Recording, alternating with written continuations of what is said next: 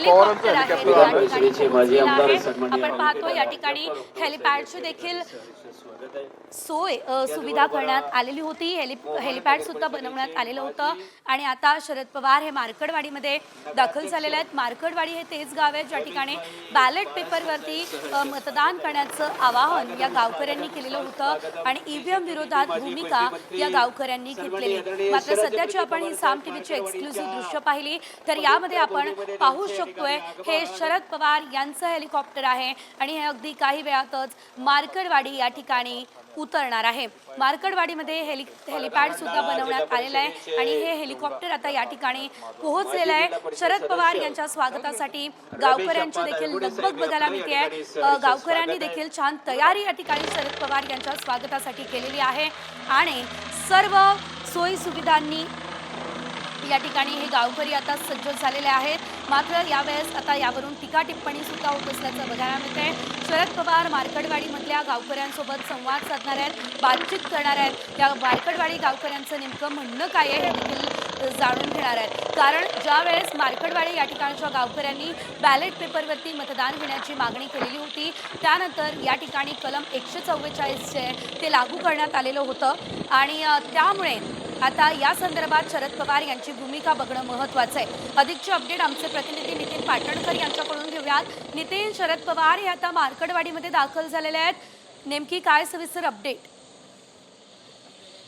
शरद पवार यांच्या ज्या ठिकाणी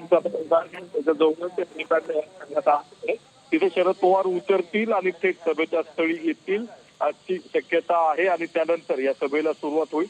मार्कडवाडीचे ग्रामस्थ या ठिकाणी जमलेले आहेत। शरद पवार आणि त्यांचं काय म्हणणं असेल ते देखील मांडणार आहेत। इथले स्थानिक आमदार ठिकाणी आलेले आहेत। राष्ट्रवादीचे विदेशी मोठे माध्यमातील जिथे प्रमाण असतील हे देखील या ठिकाणी आलेले आहेत आणि सर्वांचंच लक्ष लागलेलं आहे शरद पवार ईव्हीएमच्या संदर्भात मार्कडवाडीच्या ग्रामस्थांची काय संवाद साधणार, पुढील आंदोलनाची दिशा काय असणार आहे त्यावरती ते काय बोलतायत याकडे सगळ्यांचं लक्ष असणार आहे। आणि दरम्यानच्या काळात उत्तम जानकर यांनी भूमिका घेतलेली आहे की ते त्यांच्या आमदारकीचा राजीनामा देणार आहेत, त्यावरती ते ठाम आहेत। त्यांनी अद्यापही शपथ घेतलेली नाही आणि ते निश्चितच नितीन, खरं तर मार्कडवाडीमध्ये या ईव्हीएमच्या मुद्द्यावरून 2 गटही निर्माण झाले आहेत, त्यामुळे आता पुढची भूमिका नेमकी काय असते हे बघणं महत्त्वाचं असेल।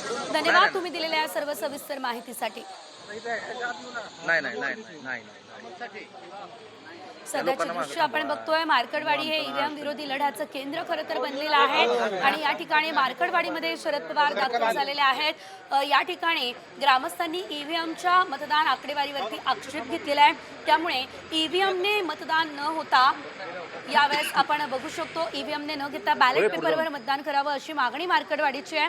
सध्या शरद पवार हे आपण पाहू शकतोय मार्कडवाडी गावात दाखल झालेले आहेत। चोख सुरक्षा व्यवस्थेसह शरद पवार मार्कडवाडीमध्ये दाखल झालेले आहेत, तर यावेळेस उत्तमराव जानकर सुद्धा या ठिकाणी पोहोचले असल्याचं आपण बघू शकतोय। शरद पवार यांचं स्वागत या ठिकाणी ग्रामस्थांकडून करण्यात आलेलं आहे, त्या दरम्यानची आपण ही दृश्य खरं तर बघतोय।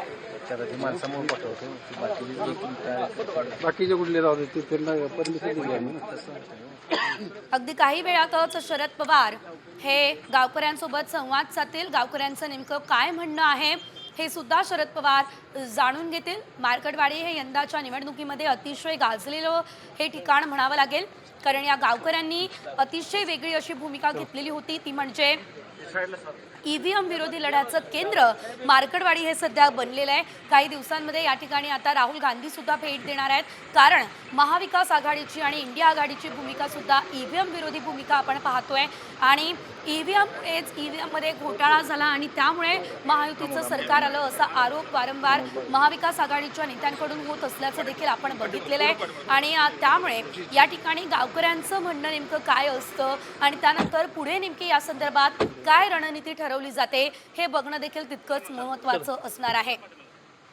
कारण या सर्व गावकऱ्यांचा महाविकास आघाडीच्या भूमिकेला पाठिंबा असल्याचं बघायला मिळालेलं आहे आणि त्यामुळे हे बॅलेटवरून सुरू असलेलं बॅटल आपण या ठिकाणी बघतोय. कारण बॅलेट पेपरवरूनच या ठिकाणी हा जो वाद आहे तो सुरू झालेला आहे. बॅलेट पेपरवरती मतदान व्हावं अशी मागणी या सर्व गावकऱ्यांनी केलेली होती. मात्र या ठिकाणी थेट सरकारनं कलम 144 लागू केलं आणि त्यामुळे या सर्व गावकऱ्यांमध्ये आणखी संतापाची लाट उसळली.